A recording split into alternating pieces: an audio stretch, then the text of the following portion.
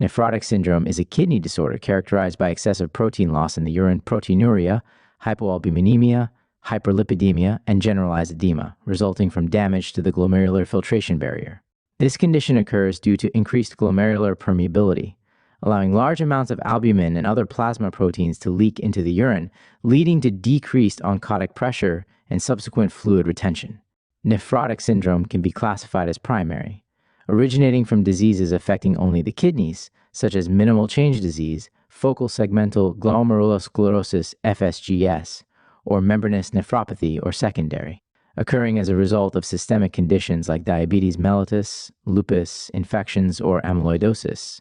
Common clinical manifestations include severe peripheral edema, often beginning in the periorbital region and progressing to the lower extremities and abdomen ascites, foamy urine due to proteinuria, fatigue, and increased susceptibility to infections due to urinary loss of immunoglobulins.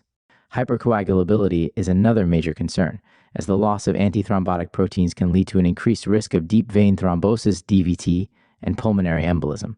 Diagnosis is confirmed through urinalysis, which reveals significant proteinuria greater than 3.5 grams a day, as well as blood tests showing hypoalbuminemia, elevated cholesterol, and triglycerides, and possible alterations in renal function markers such as serum creatinine and blood urea nitrogen (BUN).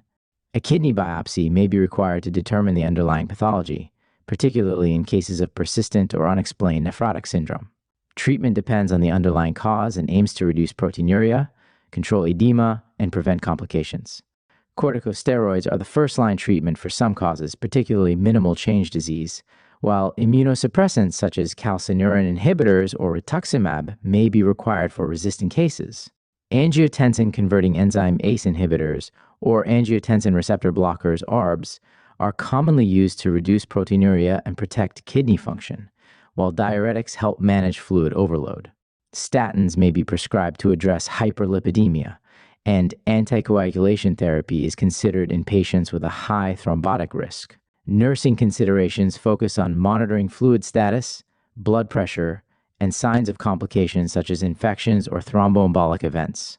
Patient education is essential, emphasizing dietary modifications such as sodium and fluid restrictions to manage edema, protein intake adjustments, and the importance of medication adherence to prevent disease progression.